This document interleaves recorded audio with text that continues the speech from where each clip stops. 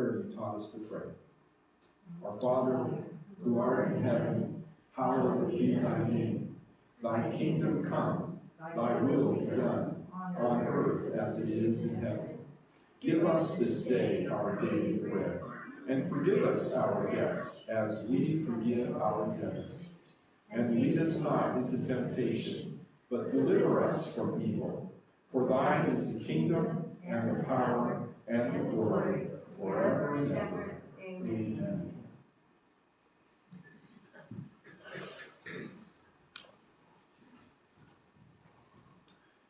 All right. We are in 1 Samuel. We are in 1 Samuel, specifically 1 Samuel chapter 17, which is likely the most famous story of the Bible. In fact, a lot of people probably know more or are more familiar with the story of David and Goliath than they are even of some of the stories about Jesus, maybe even a lot of the stories about Jesus. This is a story where you can say David and Goliath, and almost everybody you talk to, 99%, will know what you're talking about. At least they think they know what you're talking about. Last time we spent some time talking about the first part of chapter 17, which is Goliath's challenge. Here's this giant of a man who is challenging, defying, who is standing before the armies of Israel, and he's basically just saying, send out your best to fight me, and we'll settle the matter right now. And as we read, nobody wants to take up that challenge. Nobody wants to say, I'm going to fight a 10-foot tall warrior. I don't think I would. And I was going to ask for hands. Anybody here want to do that? And nobody, but I thought some people might raise their hands. And then we have to send them out to fight Goliath. And then, no, there's this challenge that's going on, which is a way of looking at things in our life. That from time to time, whoever we are, wherever we are, things will happen that really challenge our faith. Or challenge our perception of who God is and what God does. We hear about some of them when we share prayer requests. When a child dies. When a divorce happens. When you lose a job. When a virus comes along and makes everybody sick. There are these challenges. Sometimes they're really big, giant challenges, and we're not really sure how we're going to deal with those. And so this is what we're faced with. And so in 1 Samuel 17, I'm going to start by kind of going back a little bit and just reminding you of what Goliath was saying. So in verse 10 of chapter 17, it says, Then the Philistine, that's Goliath, said, This day I defy the armies of Israel. Give me a man and let us fight each other. On hearing the Philistines' words, Saul and all the Israelites were dismayed and terrified. Then a few verses down, it says this, For 40 days the Philistine came forward every morning and evening and took his stand. Not only do you have to get up in the morning and hear Goliath's challenge, but then when the sun goes down, you get to hear it again. Twice a day for 40 days.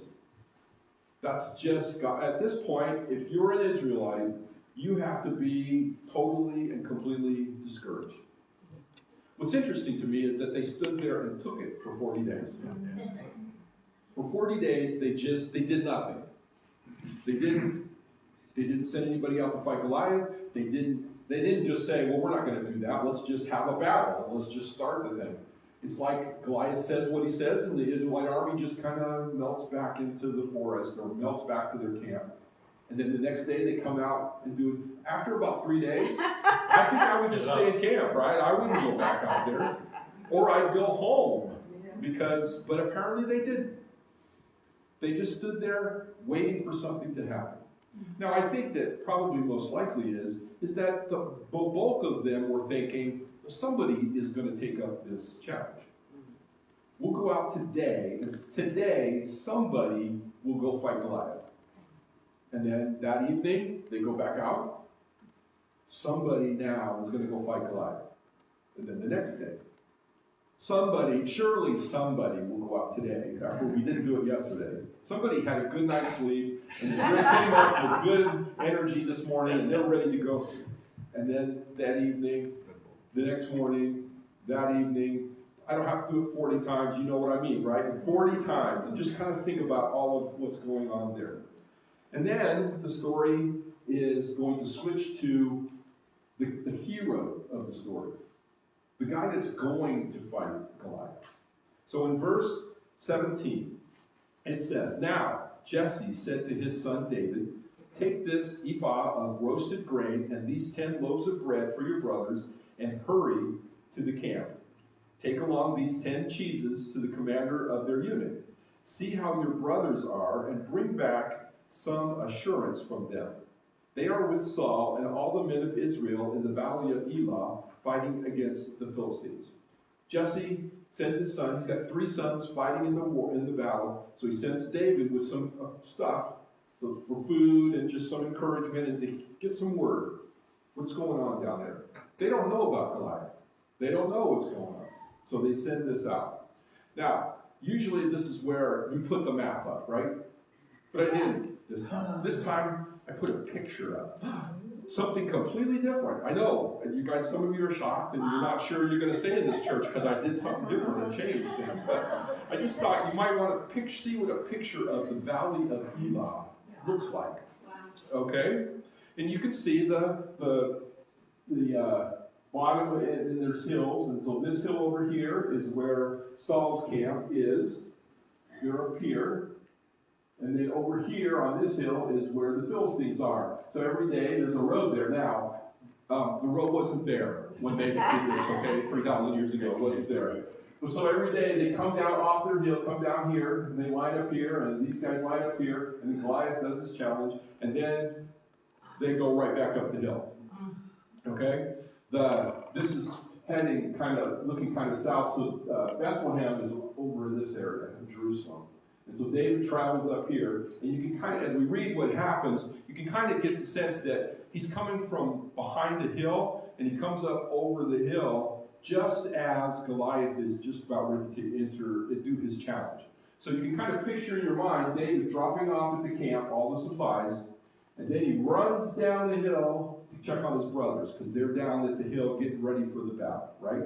So, in verse 20, it says, "Early in the morning, David left the flock in the care of a shepherd, loaded up, and set out as Jesse had directed. He reached the camp as the army was going out to its battle positions, shouting the war cry." I always picture in my mind, I don't know if you remember seeing this, but there's a movie quite a while ago. It was called Braveheart. Remember it had Mel Gibson in it? Yes. If you've seen some of the pictures and those scenes in those movies, you see the armies that are kind of lined up. And they're just kind of yelling at each other. You ever remember that? They're kind of, the leader kind of runs in front of the army and kind of gets everybody encouraged, and pretty soon everybody, getting all psyched up to come charge.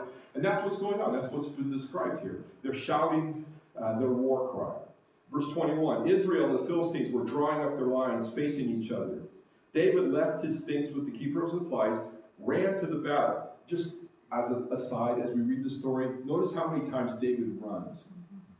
He doesn't ever just walk anywhere. And as I was reading this, I was thinking of a couple weeks ago, we had our grandkids there, and we have a 6-year-old granddaughter. And just in my mind, I'm thinking, that's her.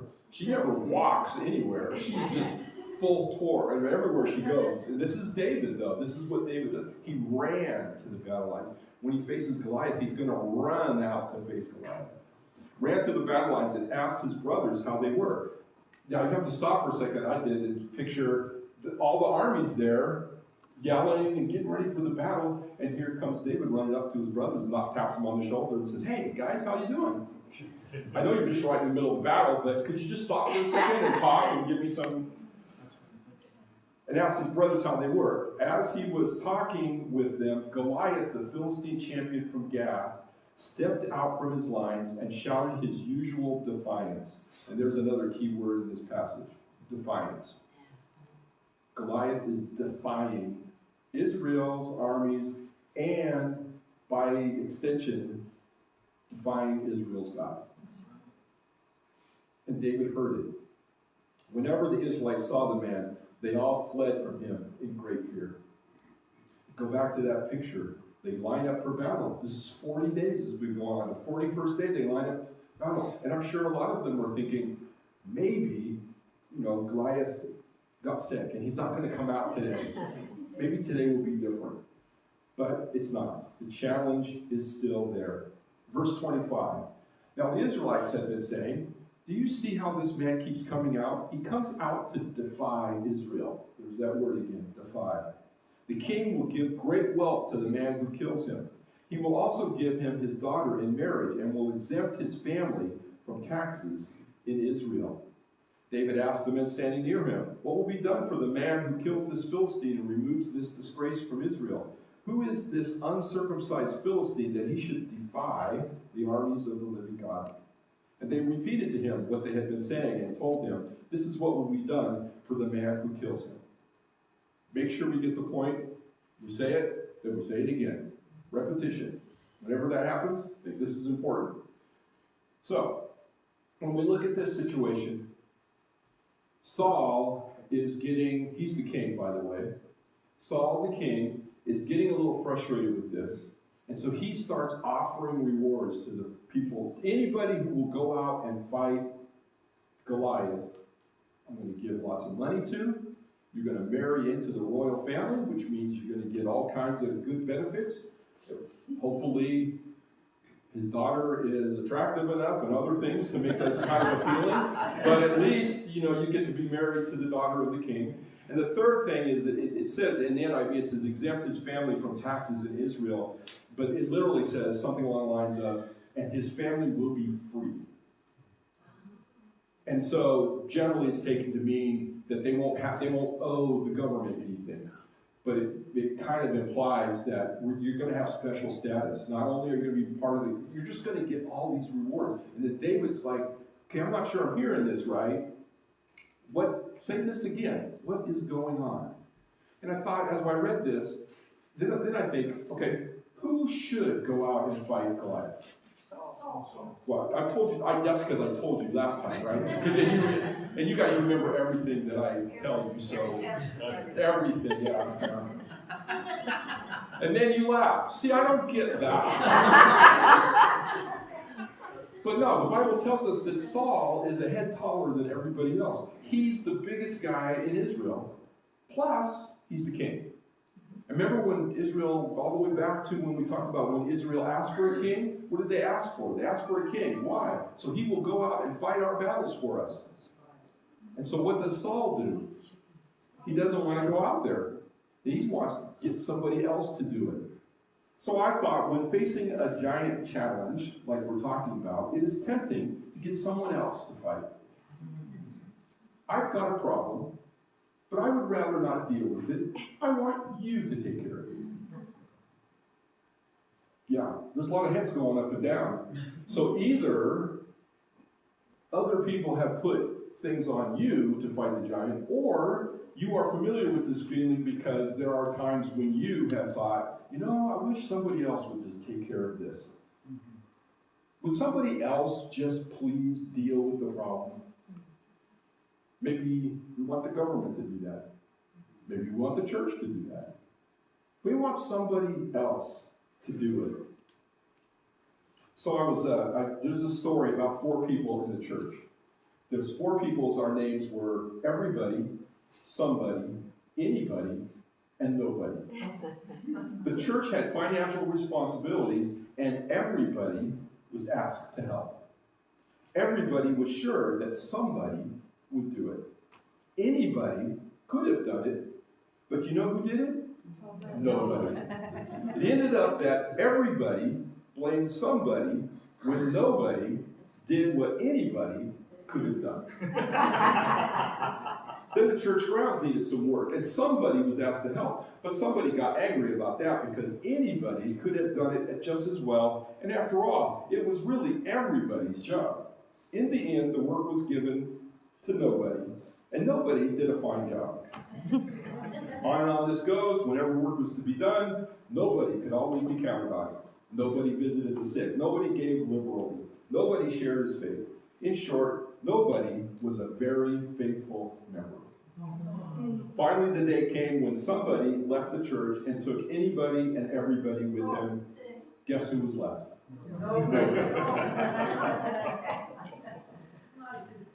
Not a good picture. But that's kind of what Saul's doing. Somebody needs to do this. Not me, but somebody. Always somebody else. Whenever there's a big challenge, whenever there's a problem, whenever there's a thing, it's tempting just to say, you know what, somebody else can do this. Not me, somebody else. And so that's the first issue that we see here. Saul really should be the one that goes out there and fights, but he's trying to pay somebody to do it. He's trying to get somebody else to do it. Then the next situation comes up. Verse 28, it says, when Eliab, who is David's oldest brother, heard him speaking with the men, he burned with anger at David and asked, why have you come down here? And with whom did you leave those few sheep in the wilderness? I know how conceited you are and how wicked your heart is. You came down only to watch the battle. Now what have I done? Said David. Can't I even speak? He then turned away to someone else and brought up the same matter, and the men answered him as before. So that last part, the men answered him as before, either means they repeated what Saul had said, or it could mean what they said before is what Eliab said. So David was being confronted with people who were looking at David and saying, you don't understand. You don't get it, David. You really shouldn't even be here. You should be going doing something else. So when facing a giant challenge, it is tempting to criticize rather than to act.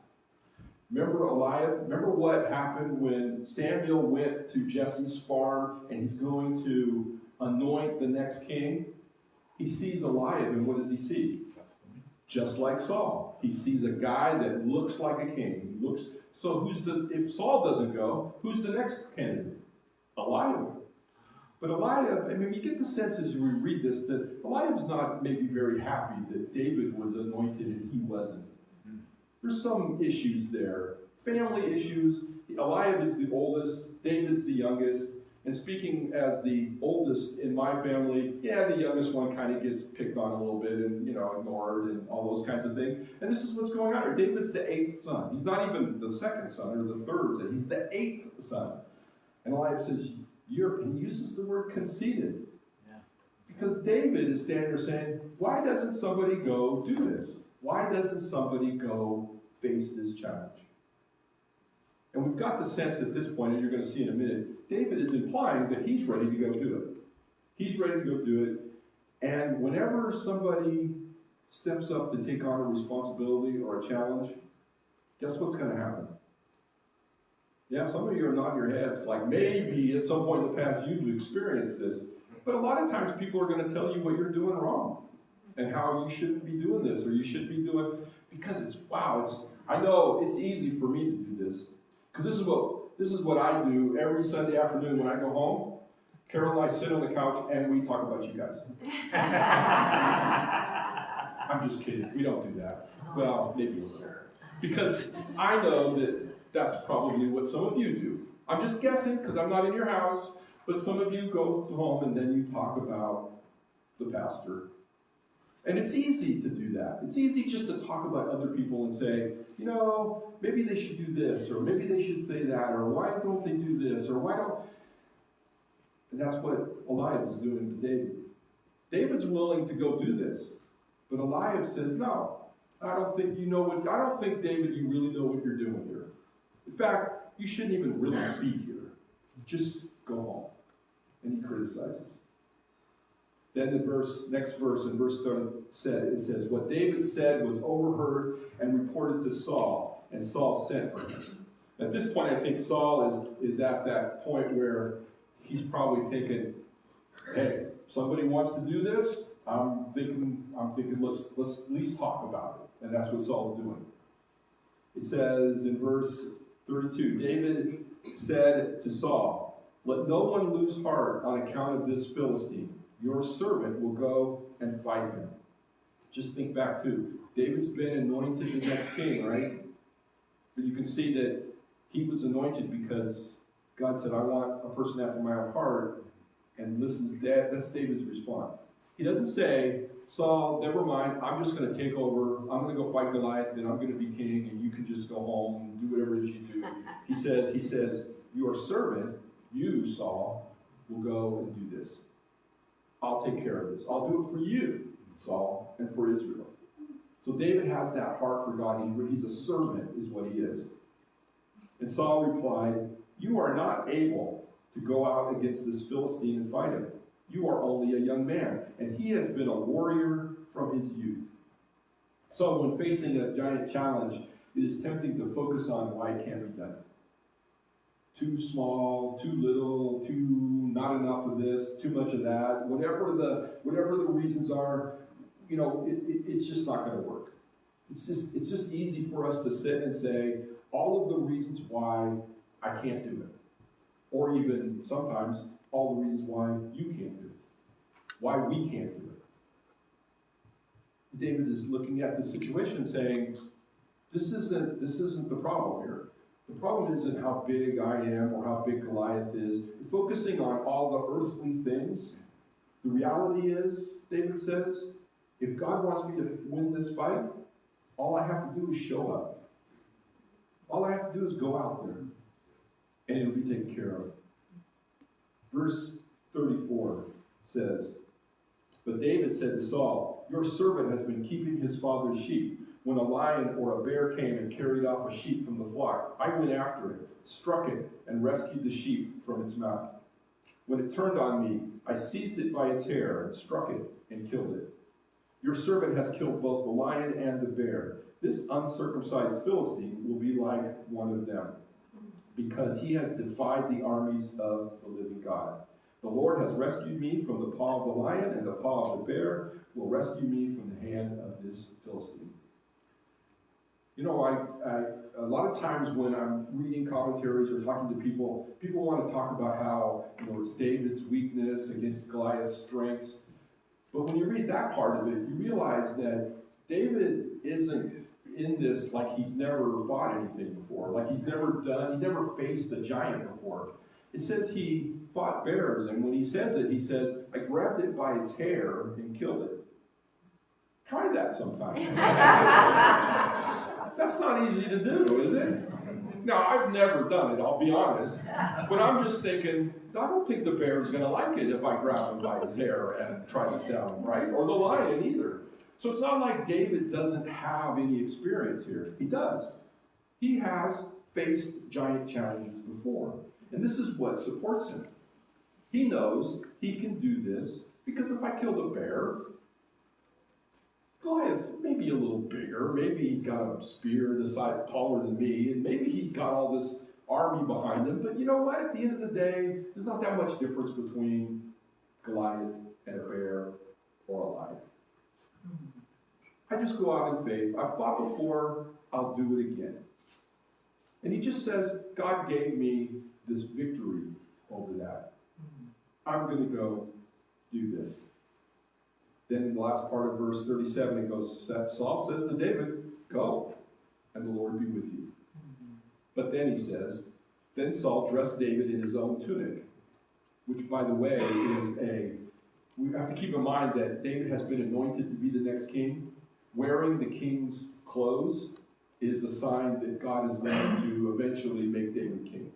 So that his tunic is important here, because wearing the king's tunic is like putting on the king's clothes, meaning you're taking the king's place. He put a coat of armor on him and a bronze helmet on his head. David fastened on his sword over the tunic and tried walking around because he was not used to them. I cannot go in these, he said to Saul, because I am not used to them. So he took them off. Then he took his staff in his hand, chose 5 smooth stones from the stream, put them in the pouch of his shepherd's bag, and with his sling in his hand, approached the Philistine. Just walking down, spinning his sling, got a staff in his hand, he's walking out there, just goes out there. And he's got you think of the sling sometimes, particularly if you aren't familiar with Old Testament stuff, you think sling is a kid's thing, but it's not. A sling is a military weapon. They use them. And one of the reasons why a lot of armies use them is because ammunition is easy to find. It's all over the place. All you need is rocks. And you just start throwing them. And that's what he's going to do. And it's said that the thing here that we see is that when Saul says, you know, when you fight giants, here's how you have to do it. You have to wear the right clothes. You have to act right. You have to be this. And David says, no, I'm not going to do that.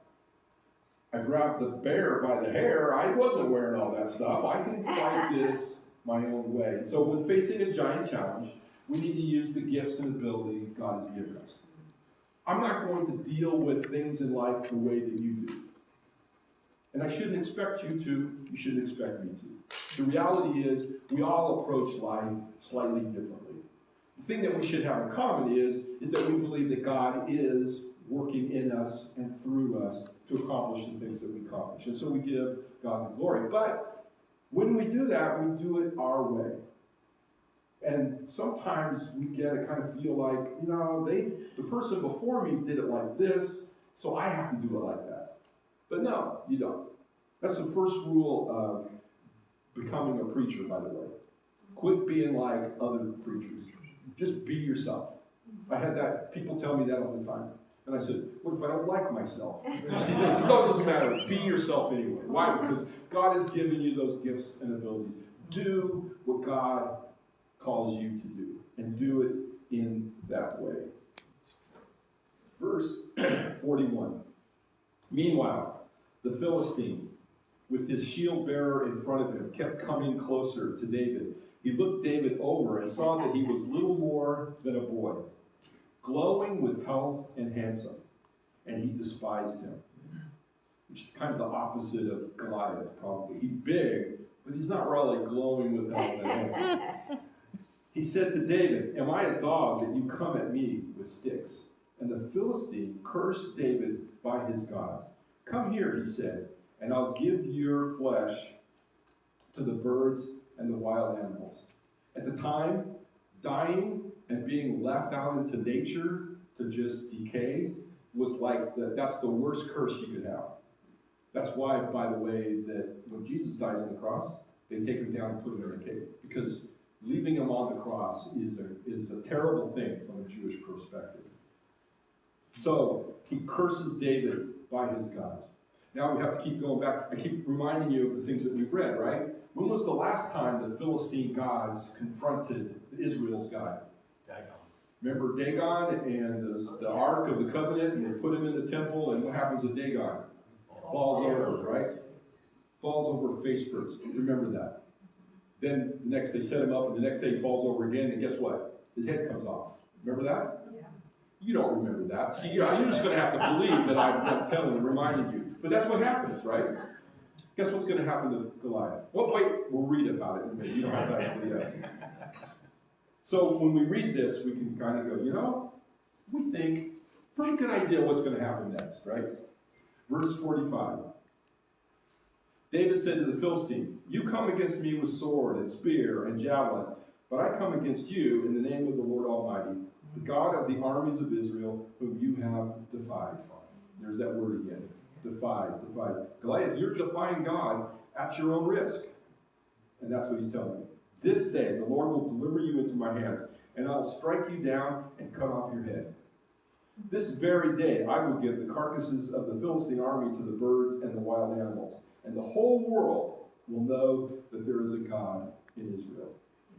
All those gathered here will know that it is not by sword or spear that the Lord saves, for the battle is the Lord's, and he will give all of you into our hands. Pretty confident. Yeah. Pretty much a stand of faith. God has given me the faith to face you, Goliath. So, when facing a giant challenge, give God the glory. See, David doesn't say, I'm going to kill you. What he says is, God's going to strike you down, and he's just going to use me to do it. Give God the glory. Give God the praise. Remember who it is who does this through you and in you and because you stepped out in faith to face this challenge.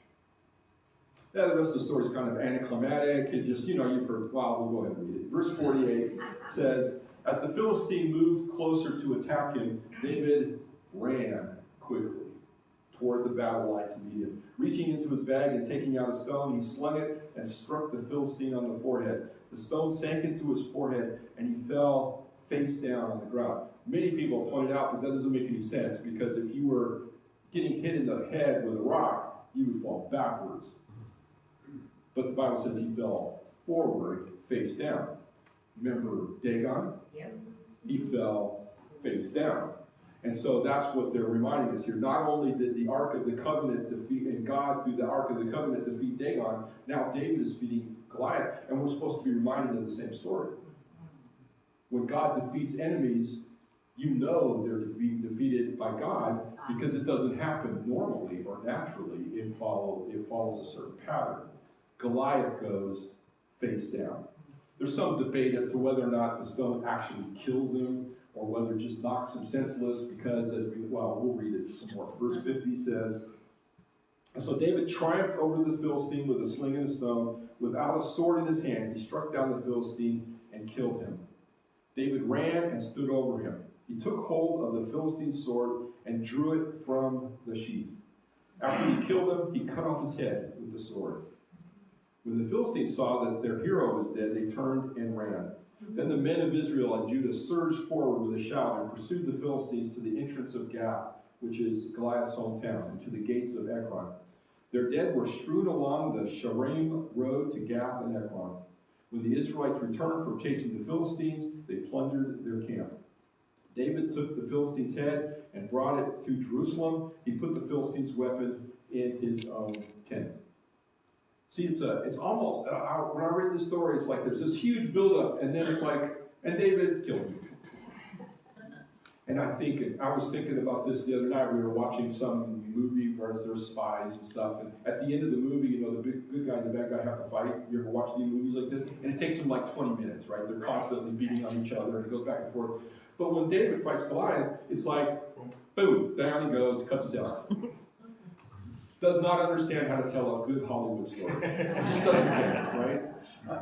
But that's kind of how it is with God. When God fights a battle, he doesn't spend a lot of time, going back and forth. He just ends it.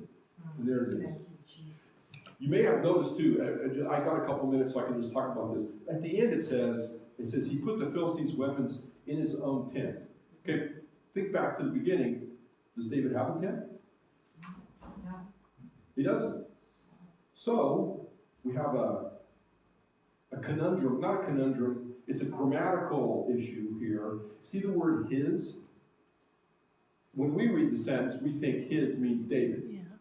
But it's most likely that his means Goliath. Oh. So when it says he took the Philistine's head and brought it to Jerusalem, means he kept the head with him, and then he got all of Goliath's stuff. His tent, his sword, his armor. Well, he got his head too. He got it all. So the idea here is David has just single-handedly beaten Goliath, so he gets all of Goliath's booty, all his stuff, including his tent. And so that's the picture here. Suddenly, David's got, he's rich now. Basically, he's got all that stuff. Goliath, as the champion, probably has more than just armor. He's got all kinds of stuff in his tent. And so that's the picture of David. God has not only defeated Goliath through David, he's also blessed David in the process with all of this added stuff. So I want to talk just for a minute though about something else. Because we want to always think, okay, we want to be David. We're going to go out there and we're going to fight this battle and we're going to, in faith, defeat the giant. You know what happens to most of us? A lot of times, not all the time. Sometimes we beat the giant, but a lot of times the giant beats us. Maybe we struggle with addictions, and sometimes the addiction takes over and wins. Sometimes the fear just keeps us from stepping out in faith. Sometimes these things happen, and we think, God, why didn't you just take care of this giant? How come it didn't work? Now, there's lots of reasons for that, but I just want to be reminded of something that we even sang about this morning, about God's amazing grace. About the idea that the issue for David here, and the thing that we want to look at for David, is that he stepped out in faith. We look at the victory and think, well, that's the goal. But really, what God wants is for people to step out in faith. That's what God wants. Whatever happens next is up to God. And I was thinking about reading, there's Hebrews 11, and go read that later today, about, it's called the Hall of Faith, and it talks about how Noah did this by faith, and Abraham did this. And at the end, it starts talking about all the kind of general stuff.